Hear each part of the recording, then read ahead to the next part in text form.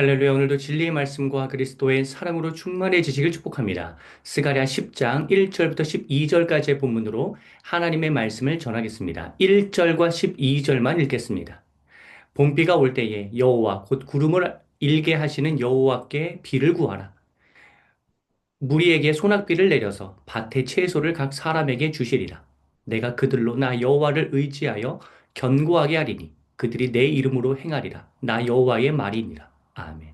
오늘 본문은 장차 오실 메시아 예수 그리스도로 인해 무너졌던 인류의 구원이 도래할 것이라는 내용입니다. 구조적으로 보면 1절 프롤로그, 2절 현재 상황, 3절, 4절 메시아 등장, 5절부터 11절까지는 미래의 변화 세 가지, 그리고 끝으로 12절 에필로그입니다. 본론에 해당하는 2절부터 11절까지의 내용을 먼저 나눈 이후에 프롤로그 1절과 에필로그 12절을 살펴보겠습니다. 2절, 현재 상황은 지도층의 타락입니다. 드라비 무상의 헛소리, 점쟁이의 거짓 예언이 만연한 세상에서 참된 목자가 참된 위로와 인도를 해야 하나 지도자가 백성들을 이끌 의지도 없고 본인도 타락해서 하나님의 양들을 방치하여 백성들이 방황하며 심히 곤고한 상태입니다. 하지만 3절, 4절, 이 현재의 상황은 메시아 예수 그리스도가 오시면 완전히 뒤집힙니다. 3절, 숫 염소처럼 오만하고 백성들을 억압하는 목자들을 하나님은 크게 벌하십니다. 방치되어 있던 하나님의 사람들이 전쟁에 잘 대비할 수 있도록 그들을 준마, 즉 빠르게 달리는 튼튼한 말로 훈련시키시고 돌보실 것입니다. 4절은 장차 오실 메시아 예수 그리스도의 본질적 특성이 잘 그려져 있는 구절입니다. 예수님은 모퉁이 돌입니다. 에베소서 2장 20절에도 나오는 모퉁이 돌은 두 벽을 결합시키는 중요한 역할을 하는데 온 인류가 하나님께 도달할 수 있도록 다리 역할을 예수님은 하십니다. 예수님은 말뚝, 즉 천막 기둥입니다. 기틀을 세우시는 분입니다. 예수님은 싸우는 활입니다. 날카롭고 예리한 활로서 적들을 단박에 제압하십니다.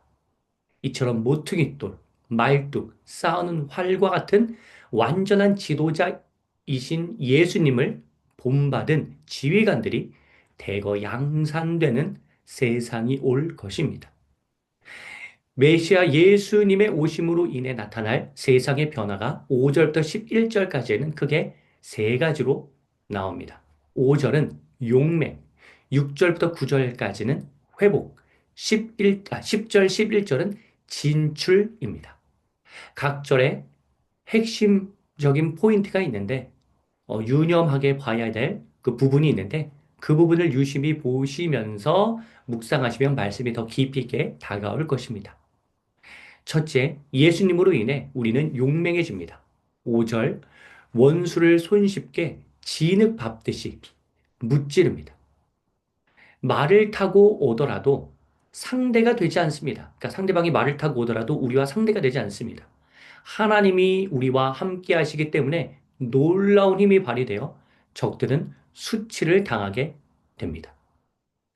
5절의 중요한 포인트는 하나님이 우리 대신 싸우신다고 말씀하시지 않고 우리와 함께 싸우신다고 말씀하신다는 점입니다. 알아서 다 해주시는 하나님이 아니라 전투하는 우리가 더 용맹하게 맞서도록 그 용맹함이 무모함이 아니라 근거 있는 용맹함이 되도록 우리를 지휘해 주십니다. 주님께서는. 둘째, 예수님으로 인해 우리는 회복됩니다. 6절에는 다섯 가지의 회복이 나옵니다. 하나, 연약했던 우리가 견고해집니다. 둘, 갈팡질팡 헤매고 있던 우리가 구원을 얻습니다. 셋, 매정한 대우를 받았던 우리를 하나님은 긍휼히 여겨 주십니다. 넷, 종살이했던 우리에게 자유를 허락하여 주사 마치 종살이를 해본 적이 없는 사람처럼 그동안 받았던 상처와 고통으로 인한 트라우마가 우리를 계속해서 흔들지 못하도록 그로부터 자유롭게 만들어주시고 아주 건강하게 만들어주십니다. 그 아픈 경험으로 인해 더 건강해지는 측면도 있게 하나님께서는 하십니다. 끝으로 다섯, 기도의 응답이 없는 것 같아 지친 영혼에게 또렷하게 응답하십니다. 7절에는 두 가지의 회복이 나옵니다. 하나, 용사로서의 자신감이 되살아납니다. 끝으로 둘, 포도주를 마신 사람처럼 즐거울 것이라는 표현이 있는데 이 표현을 보시면서 술자리에 가시거나 술 약속 잡으시거나 그 술을 정당하지 마시고 이 표현에서는 방점이 즐거움에 있습니다.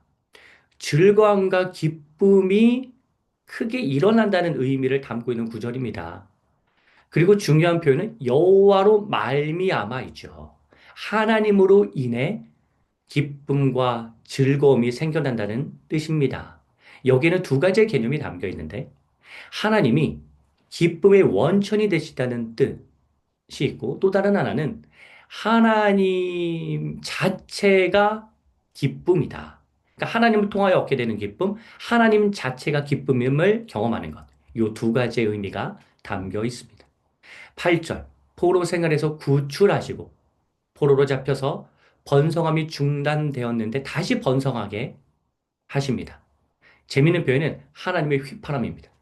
하나님이 부시는 휘파람 소리가 들리지 않을 때는 언제 구원하실지 몰라 답답하겠지만 반드시 휘파람을 부실 때가 오리라는 소망과 믿음과 확신을 갖길 하나님께서는 우리에게 원하시는 대목입니다.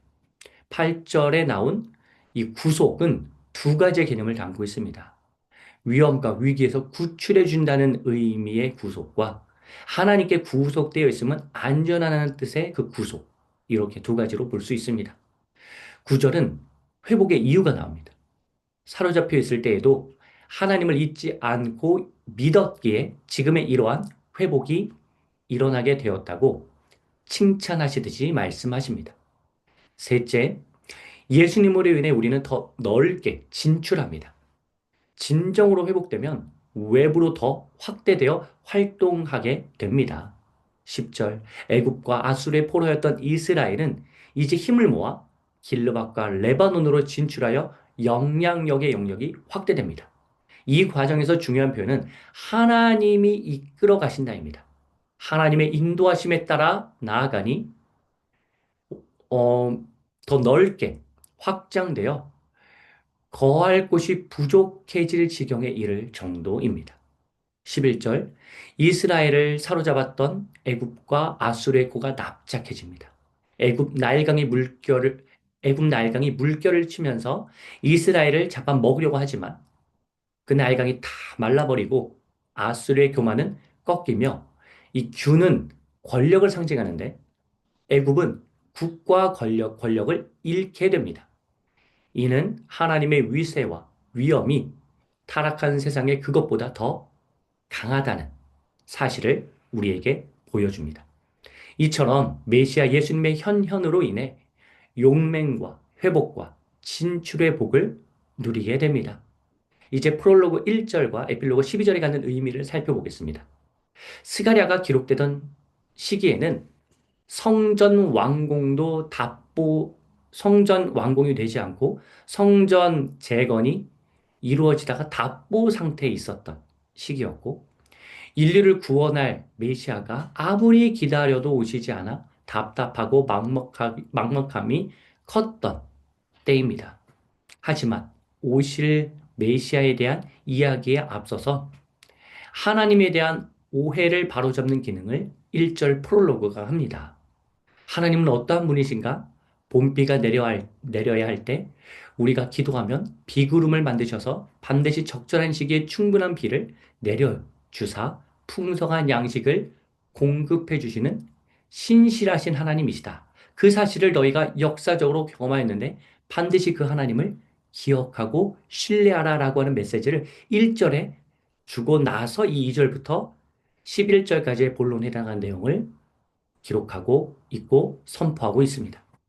12절의 에필로그는 메시아로 인한 변화의 메시지를 다 마치면서 이러한 하나님을 의지하는 것이 얼마나 중요한지를 강조합니다. 하나님을 의지하면 견고해집니다. 하나님의 이름을 선포하면서 나아가면 거칠 것이 없습니다. 두려울 것이 없습니다. 이 강한 확신을 12절은 심어줍니다. 사랑하는 성도 여러분, 예수님은 우리에게 용맹과 회복과 진출의 복을 허락하여 주십니다. 그러니 현실에 매여 억눌리지 마시고 하나님을 신뢰하시고 의지하셔서 그 예수님으로 인하여서 내 안에 놀라운 변화가 일어나는 것을 반드시 경험하시길 주님의 이름으로 축복합니다.